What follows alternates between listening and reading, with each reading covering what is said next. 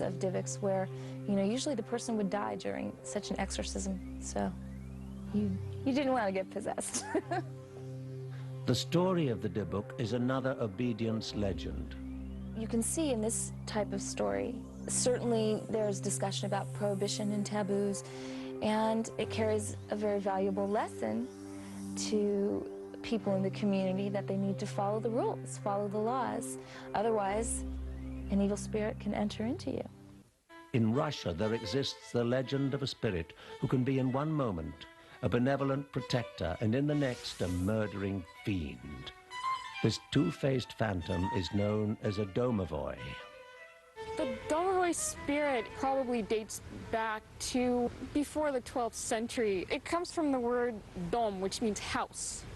So it's directly linked to the house. The word domovoi itself means of the house. Sometimes he'll be in the form of an ancestor spirit, like a grandfather. Other times he'll just be a generic kind of old man, a short, small old man with unkept clothing. A lot of times, however, he'll also appear as a pet, a dog or a cat. He's not a ghost in the sense that we think of ghosts. I think there's a little bit of a confusion sometimes, especially in modern scholarship, as to what exactly he is. Most people do agree that he is some sort of remnant of ancestor worship. And like the honored dead in other cultures, a domovoi who is treated well is said to bring harmony to Russian households. Basically, he tries to look out for the family that he lives with, unless they do something to anger him. If they've made him angry, he's liable to do a lot of mischievous and sometimes pretty negative kind of thing. The domovoi touching you at night is a sign of something that's going to happen. And it depends on the kind of touch that it is. If the touch is warm and soft and furry, it's a sign of really good luck. It means that something good's going to happen. The harvest is going to go well. Good luck is going to be brought to that family. However, a cold, clammy kind of touch from the domovoi indicates a very bad sign. The domovoi is arguably one of the most ill-tempered spirits in all of ghost lore. There's a story of a woman who, she'd never been married. She was living by herself, and she had a domovoi that was taking care of the house, and every night before she would go to bed, he would brush out her hair and he would braid it. And he warned her never to unbraid his handiwork. He said, if you ever undo the braid that I've made, I'm going to kill you. Well, it so happened that she was going to get married. She finally was going to get married, and he was probably not very pleased about this. A few days before the wedding, the woman decided to try on her wedding gown. She thought she might look prettier with her hair down, so without thinking, she undid the domovoi's braid. Some hours later, the woman's niece came to visit, but could not find her aunt anywhere. Then the young girl entered her aunt's bedroom. Lying on the bed, the woman was still dressed in her wedding gown. Her hair was beautifully braided. She seemed to be sleeping. But when the young girl looked closer, she realized the woman's beautiful braid was tightly twisted around her neck. As punishment for ignoring his warning, the domovoi had strangled the woman to death.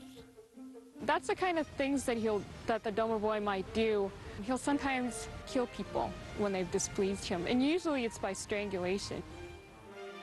Needless to say, such a spirit is not the kind one wants to push to anger.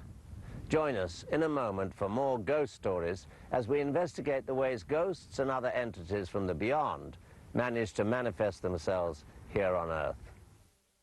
Thus far, we've examined how ghost legends become integrated within a culture. We've learned how at one time some spirits were called upon to help reclaim a lost nation. And we've seen the heinous aftermath of other more restless spirits. But now, let's look at the most important aspect of the ghost stories we've explored. Why are people so prone to believe them? Sometimes people believe in ghosts or believe in anything based on a real experience. They've seen something, they've heard something, they saw something, and they connect it to ghosts. For example, I remember my mother telling me that she saw a shadow near me when I was a baby, coming near me in the crib.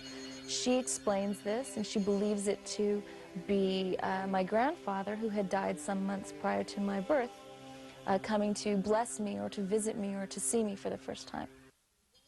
So one of the ways to explain belief in ghosts, we don't know what it really was. It could have been anything. But in our culture, ghosts and talk of ghosts is very normal. It's sort of in our cultural unconscious that some unexplained phenomena might be a ghost instead of the whistling wind. The environment in which a person lives may also give rise to a belief in otherworldly beings. Ghost stories do change over the years, over the centuries, even over the days. Usually, such variations occur based on what's happening in the culture and the climate, the political situation or the social situation or the situation of the storyteller. Let me explain.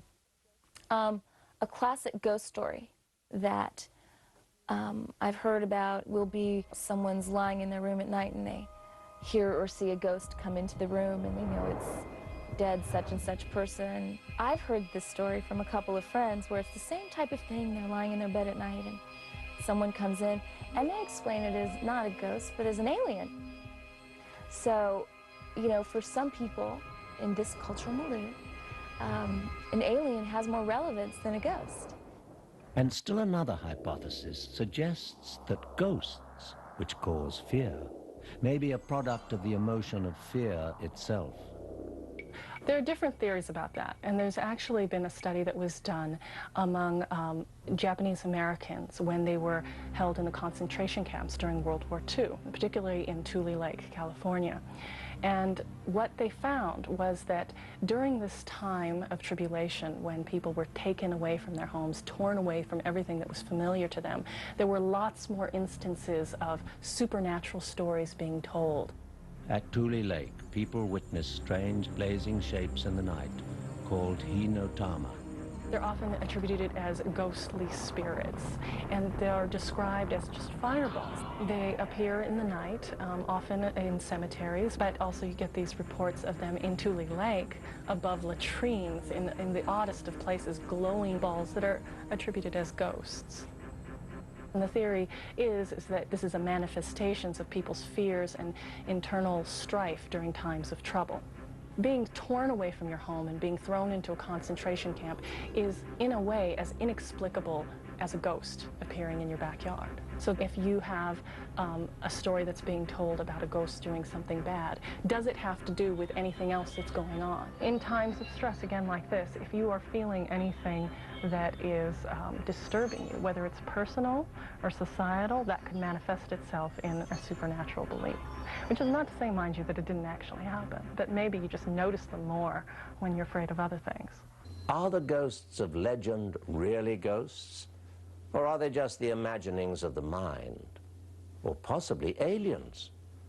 Or simply our fears turned inside out? Ask someone who's been terrified by one of these unnerving specters.